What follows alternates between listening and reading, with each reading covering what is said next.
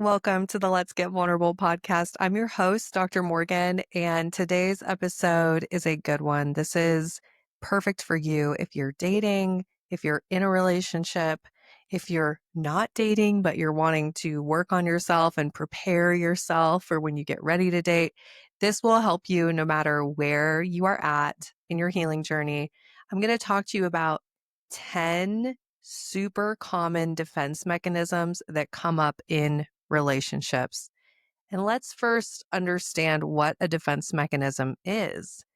It is a unhealthy way of showing up in a relationship. It's a relationship strategy designed to get a need met, but it's usually done in a passive aggressive way, in a non-direct way. And I can tell you this, that defense mechanisms are rooted in protection. The brain believes that, oh, this is how I have to show up in order to be protected in the relationship, whether that means in order to not be abandoned, in order to not be hurt, in order to get reassurance, right? It's a way of trying to get your needs met in the relationship and to also feel safe and to feel protected, but these are the very things that could be ruining your relationships. So this is just a really important list. Let's go through it. And I do want to point out, how does this relate to attachment styles? If you have an insecure attachment style, whether it's anxious, avoidant, or disorganized attachment, you will be way more likely to identify with this list. Okay. So as I'm going through these, just keep an open mind, be very brutally honest with yourself and see what you identify with. And of course, I'm not going to leave you hanging. After we go through the list of defense mechanisms, I will tell you, what does it look like to show up secure. So I'll tell you obviously what not to do, the things that are sabotaging you. And then we'll say, so how would we handle this if we were showing up with secure attachment? Because I think that's so important to give you all real life examples of what secure attachment looks like in practice. Okay. So let's get into it. Let's get into it. Number one, this is a common defense mechanism. And I think if you've experienced this, you kind of know when it's happening, and it can be really, really hard. And you may have also done this yourself. Okay.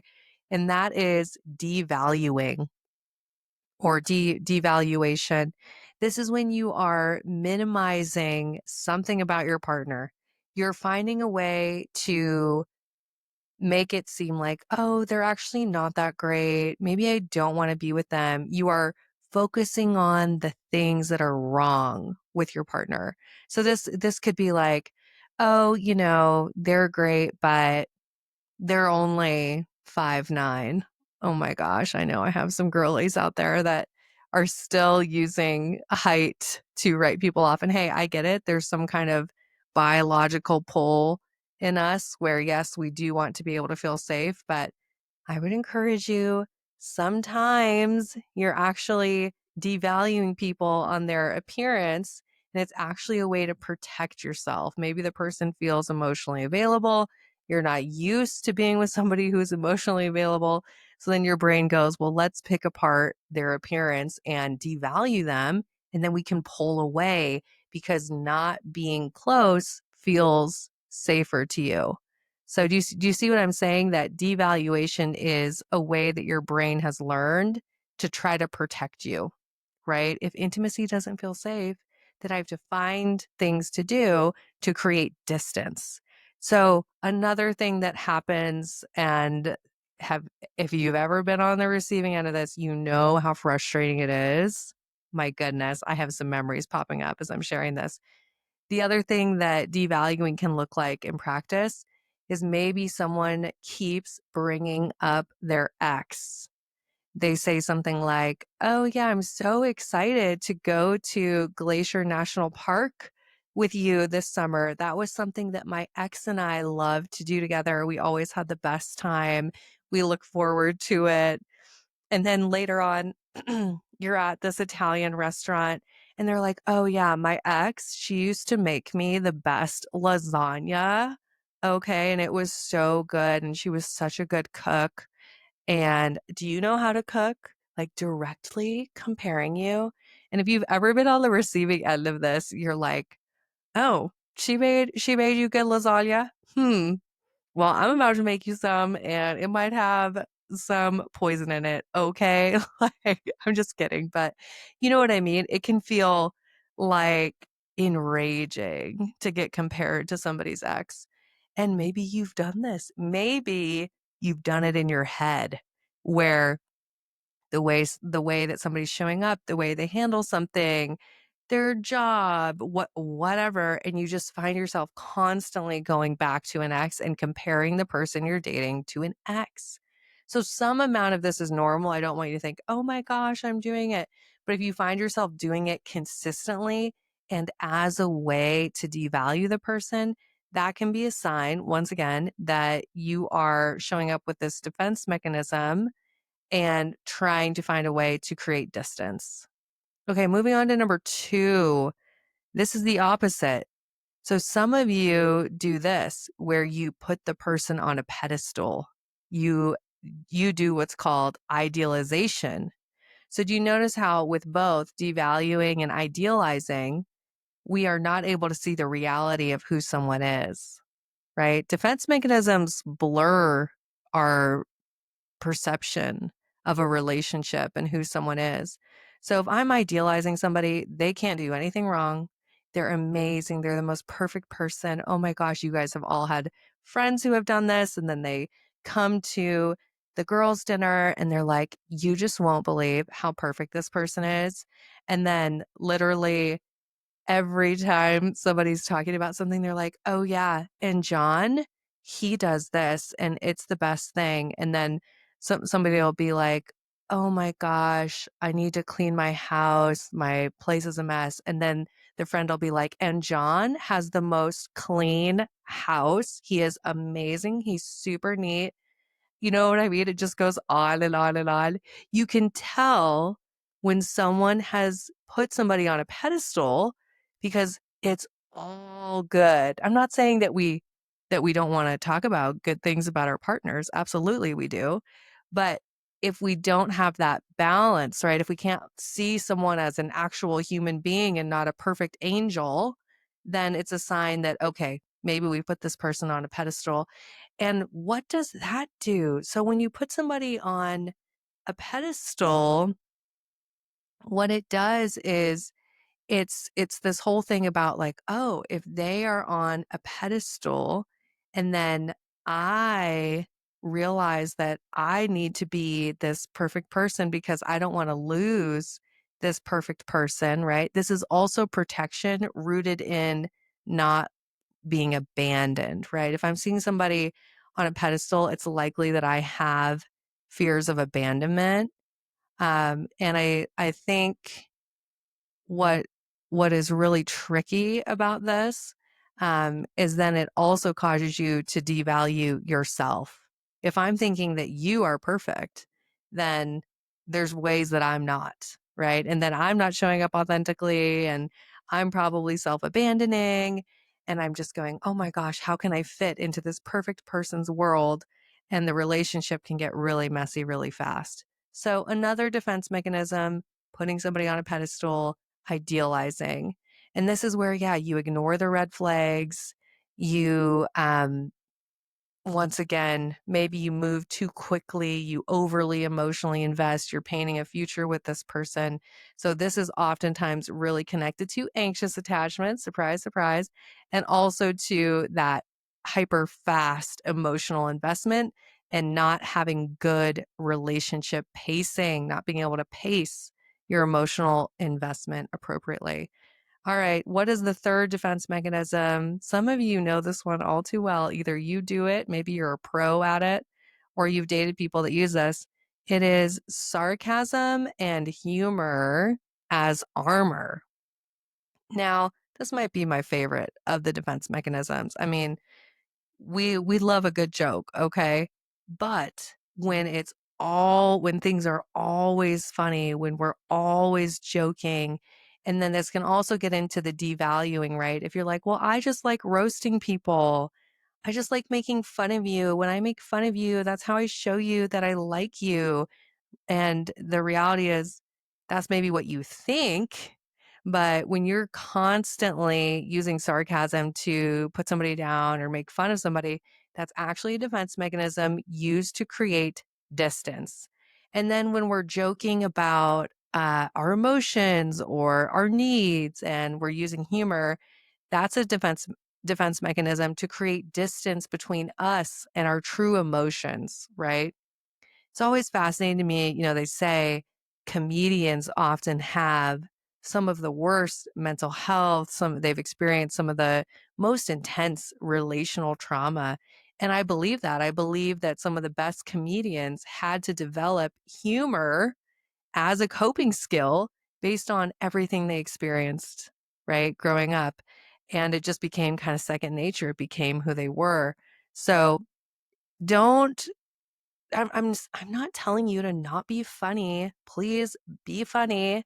And maybe even you experience humor, you experience kind of this knee-jerk reaction to use humor, and maybe it comes out, but then you say, okay, I know I'm doing that thing. I'm doing that defense mechanism thing that Dr. Morgan said.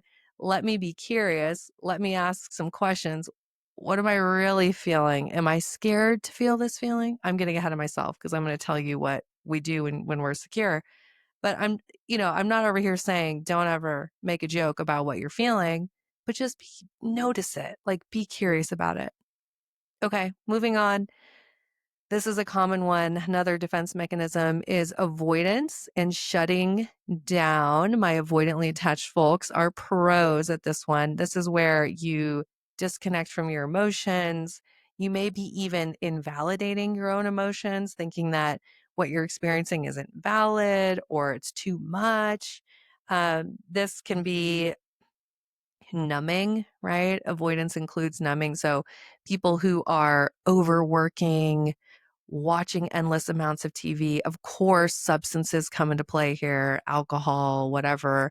You know, avoidance has many, many forms, but this is a very common defense mechanism and one that is so available to us. All we have to do is pick up our phones. All of us have this phone addiction, which, if you're like me, you are actively trying to work on. I sleep with my phone in a different room now. I put my phone to bed. It's kind of cute. I'm like, good night, phone, around 8 p.m. I try. Um, but we just have avoidance so readily available to us. And I think a lot of people use it as a defense mechanism, probably unknowingly, in their relationships or in their dating lives, right? Where you can just fill your life up with all the things, all the inputs from the news, social media, TV, um, shopping, food, whatever, right? It's like you can just work, you can make so much uh happening in your life. Like you can just create so much that you have no space to tune into what you're feeling or what you need. So that's also a defense mechanism, avoidance and shutting down. And this is one where I just want to make sure we know that this is biologically wired for so many people. It's not an active decision. This is a compulsion, right? Especially the shutting down, withdrawing, not being able to feel, something that your brain and body learned to do for survival in relationships. So once again, I say this all the time, but so important not to judge ourselves when we're on our healing journey, not to say, oh, I know I shouldn't do that. And why am I doing it? And why am I shutting down? And why can't I feel my feelings? No, we want to have compassion, curiosity, and understanding and say, where did that come from? What did I experience in terms of relational trauma that taught me that it wasn't safe to feel my emotions? How can I go to the root of that? And then how can I start working on teaching myself that it's safe? All right, next defense mechanism, projection. I'm sure a lot of you know this. Y'all are so smart. Those of you that tune into the pod, I chat with you in the DMs on Instagram, and you have so much awareness, and you probably know this term, but let's review it, right? This is where you are projecting on to someone else something that you are actually feeling, and you're doing this unconsciously, and it's often because it's uncomfortable for you to feel it. So then the brain says, I'm going to project it onto this other person.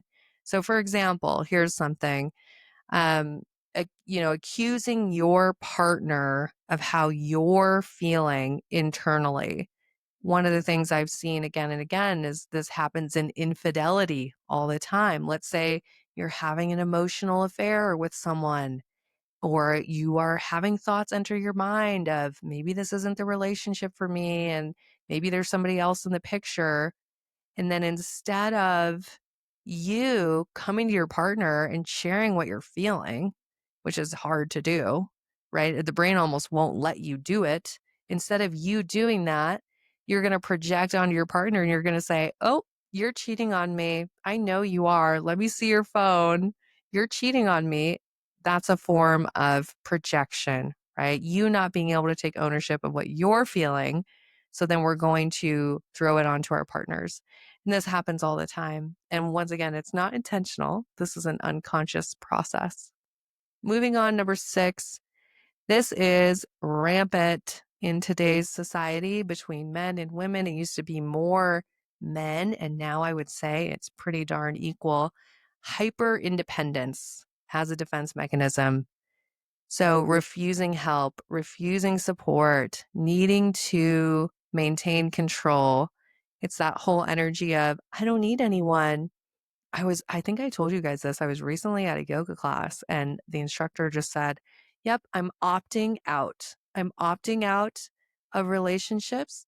I don't need anyone. And she was specifically talking about romantic relationships, but she was saying, I don't need anyone. All that happens is men bring stress to my life. I'm opting out. That's it. And when I hear that, I go, okay, here's what I know. You are at this place where relationships have caused you so much relational pain that your brain goes, I'm not going there again.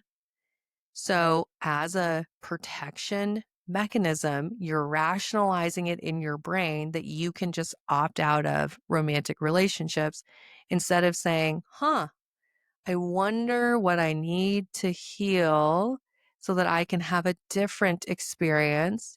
Because despite what I see in society, if I have a desire for partnership, I have a right to have healthy, loving, supportive partnership. Even if hyper independence is quote unquote in right now, I have a right if I decide that, hey, in my heart of hearts, when I am my most vulnerable with myself and I'm open and honest, if I decide, you know what, I do want a family, I do want a partner, I want that person to go to the grocery store with, I want that person to travel with. If I realize that, then I can actually learn how to show up differently. Okay. And by the way, if you're listening to this and that's you, then I want to invite you to join us inside of the Empowered, Secure, Loved program. We have such an incredible group right now. And I just know that if you've been listening to the show or you're listening to this lovely list of defense mechanisms and you're going, yep, that's me. Yep, I've done that. Yep, been on the receiving end of that. And you're just ready for it to not be so freaking hard. Okay. Dating should actually be fun. I feel like I always have to remind people that it should be fun. If you're ready to just get on with your life, to, quit wasting time on the wrong people and wasting your precious energy into relationships that go nowhere, and you're just ready to take ownership of you're going to show up differently, you're going to attract secure, loving relationships, and you don't want to wait, go apply to the Empowered Secure Love program. The link is in the show notes. I would love to help you on your journey. So hyper independence, right? This is so common right now where people are downplaying their needs.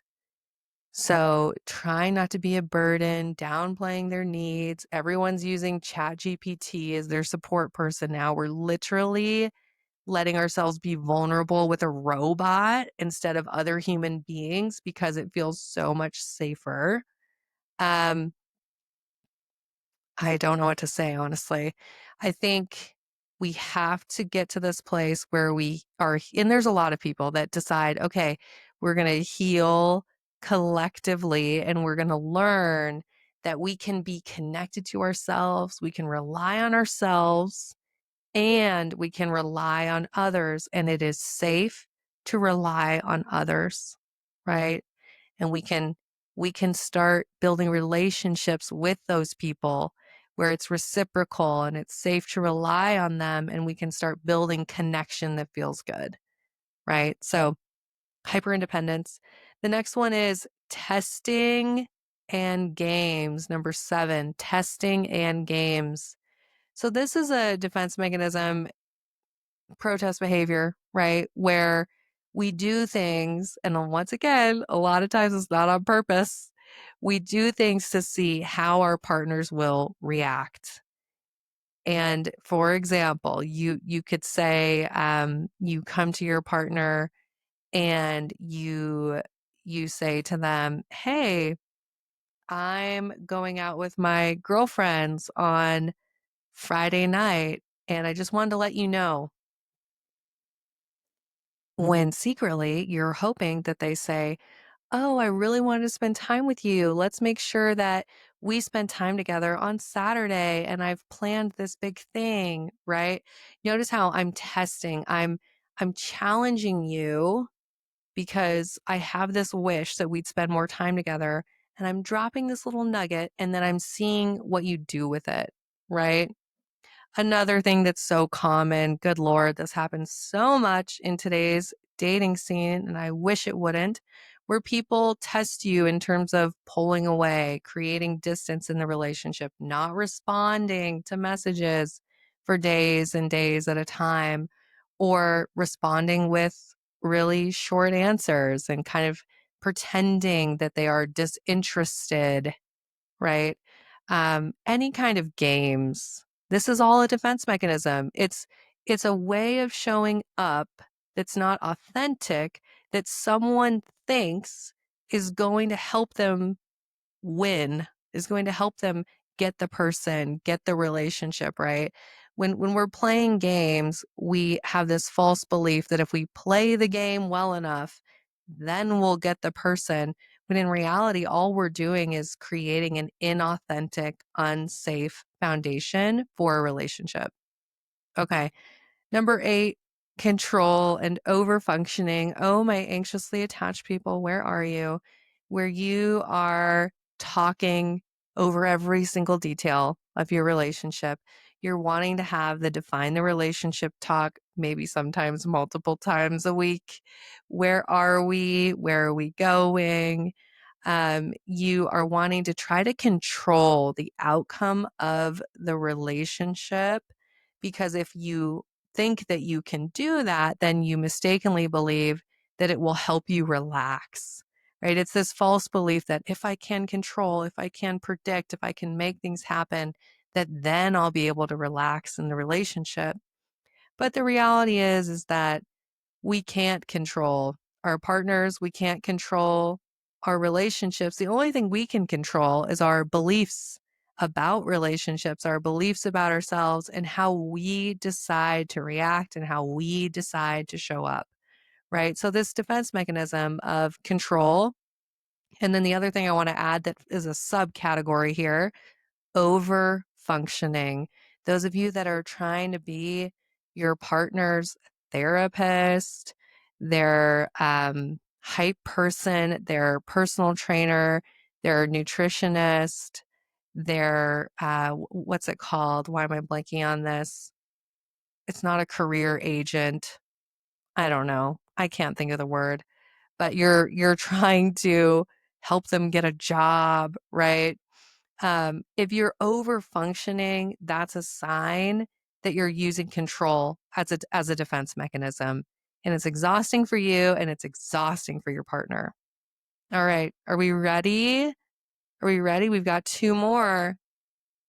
And this actually falls into the last one, the control and overfunctioning, but kind of a sister to that would be the overanalysis of a relationship and hypervigilance. So reading into every text message, noticing if there's a change in tone, noticing if, oh my gosh, they normally send 3 emojis and today they didn't use any emojis, where your brain is constantly scanning for signs of rejection or disinterest and assuming the worst without direct communication. So, catastrophizing, predicting the end of the relationship, coming up with reasons in your mind why it won't work, right? You're doing all this as a form of protection, as a form of control. And once again, this hypervigilance exhausting for you, exhausting for them, and it actually has no direct correlation to the relationship thriving or working out. And it's actually the opposite. The more we show up with hypervigilance and overanalysis, we actually see people struggle in relationships, right? It's that paradox of like, you know what? The more that you worry about it, control it, manage it, analyze it, the more you do that, then the more you're taking yourself away from your secure self, from the version of you who can let love in, the version of you who can relax, who can actually show up authentically. As I've said, you are your most beautiful when you are your authentic self. You are your most open to love. You are your most able to give love when you can have that regulated nervous system and be your true self. Finally, the last defense mechanism, and I kind of already talked about this, but it's probably worth bringing it up again. Avoiding conflict at all costs. Some of you have horrible beliefs about conflict. You believe that, oh, if there's conflict, if there's a disagreement, the relationship is going to end. You may not realize you believe it consciously, but it's probably in your unconscious, right? And your avoidance of conflict makes it worse, makes it so much more, what's the word I'm looking for? Emotionally dysregulated, big, overwhelming. When we avoid conflict, we make it bigger. Okay. And this is why some of you go through that cycle of like, oh, there's peace in the relationship, everything's fine. And then you could have these big blowout arguments because you're avoiding conflict. Okay. So we went over all these defense mechanisms. Did you relate to any of these? Do you see any of them? Let me know. Send me a DM on Instagram at Dr. Morgan Coaching. I'd love to connect with you. It's really me in there. I do my best. Obviously, sometimes I'm overwhelmed with how many I get, but I promise you I will get back to you. So shoot me a DM. I'd love to connect with you. And let's go on because I can't leave you there. Okay. We pointed out all the things that come up when you have an insecure attachment style, when you're sabotaging your relationships. So, what do we do instead? What does the securely attached identity version of you, how do they show up? Number one, I'm going to go through these quickly. Um, the devaluation, instead of devaluing your partner, you want to pause and ask, am I pushing this person away to protect myself? I notice that I keep focusing on something that I don't like about my partner. I'm going to pause. I'm going to say, is this really rooted in a compatibility thing for me, a non negotiable thing for me? Is it my securely attached self that keeps noticing this thing? Or is this rooted in this unconscious need to try to distance myself and push this person away? Right? So you want to practice that curiosity so that you can distinguish what's really going on. And if you want to work on this quickly, just try saying, okay, so I've noticed something I don't like about them. Now I'm going to ask myself, what do I appreciate about this person? Right? The securely attached version of you feels into joy and gratitude, and they notice what you do like. So reframe it, refocus your brain, ask yourself what you do like, and then move on. All right. The second defense mechanism, placing somebody on a pedestal, you want to remind yourself, if you catch yourself doing that, there are no perfect human beings. I know I'm doing this thing right now because I am thinking to myself, I really want this to work. I don't want to be abandoned. I don't want to see anything that's wrong with this person. I want this to be it. I want to make it work so badly that I'm seeing this person as a perfect angel. And I know that they're not. They're actually a human being, right? Um, so asking yourself, okay, what are the ways that I'm devaluing myself? Like stay grounded in your own worth if you catch yourself doing this, because it's likely you're comparing yourself to them. And then just work on catching yourself, get out of the fantasy, see them as the whole human being. Okay. And then number 3, if you notice you're using humor as a defense mechanism, like I said, you can let the joke come out, let it come out, but then pause and ask yourself, what am I afraid to feel or say here? Why am I using humor? And then practice sharing the truth that is beneath the humor. And then eventually you get a more and more safety in expressing the truth. Number 4, when it comes to avoidance and shutting down, instead of doing this, it's all about how can you work on regulating your nervous system. I had a whole episode on this a while ago, but regulating your nervous system and getting to that place where you're connected to your emotions, you're connected to your inner experience before it would even come up for the opportunity to shut down, right? And then if you notice yourself shutting down, you want to work on acknowledging it, not judging it, and asking yourself, what do I need so that I can feel this feeling? And sometimes it's that, hey, I have to come back to it later and I'm shutting down, and at least I'm catching myself shutting down, but I will come back to this, and that's okay too. And then obviously, if you're in a conversation with a partner, you just want to say that out loud. You want to say, hey, I know this is a tough conversation. I know there's some big emotions. And I have to be honest with you, I'm noticing that I'm shutting down. It's not about you. I'm not trying to invalidate you. I am not feeling comfortable emotionally. So I'm shutting down. And if you're open to it, I really would like for us to revisit this conversation. I want to work on being emotionally available and trying to be the type of partner you deserve, right? That's just an example. Okay, moving on. If you're projecting, you have to catch yourself. Sometimes you don't catch yourself until your partner goes, "What? What are you talking about?" Right? Um, and you just have to say, if your partner is like, I have no idea what you're talking about, then you have to ask yourself the question, oh, is this really about me? Am I the one that's been feeling insecure, or am I the one that is struggling right now with feeling connected, right? Or feeling present, even though I'm blaming my partner for it. So if you get that reaction of like they don't know, just ask yourself, what is going on for me? Journal, process it, sit with your truth. With hyper independence, you want to start practicing interdependence. I talk about this all the time. Working on, okay, I have to be safe, self soothing. I have to be safe, processing my own emotions, supporting myself, and I get to practice letting in support from other people, right? And rewiring any beliefs there. Maybe you need to rewire that support makes you weak. Maybe you need to have this belief of, hey, support from other people just means that I'm open to connection. It just means that I value my relationships. So needing other people is human. It's part of survival. It's part of our birthright. It's part of what makes life worth living, to have those connections where we can depend on people and people can depend on us, right?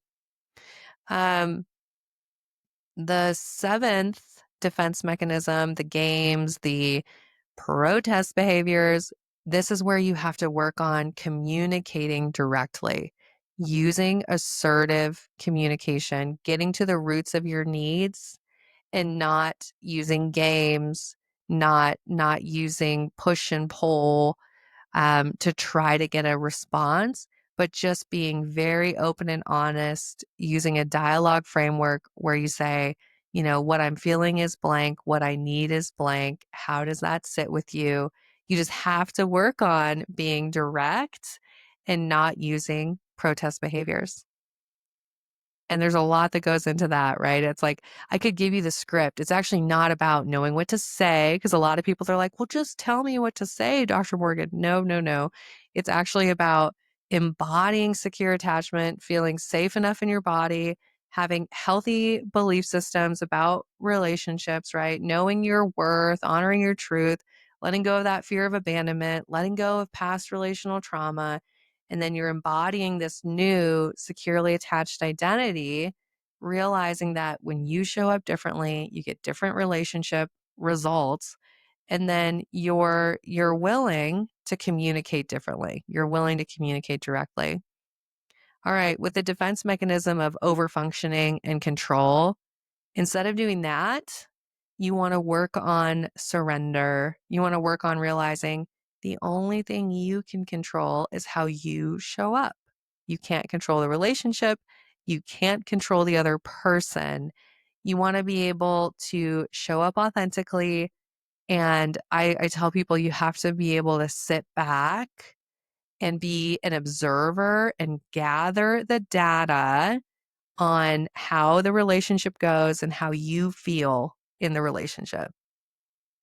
Okay, number 9, this once again is sort of similar, but the over analysis, the hypervigilance, you have to realize that if you're showing up with that, with anxious attachment specifically, is that how you want to feel in your relationships?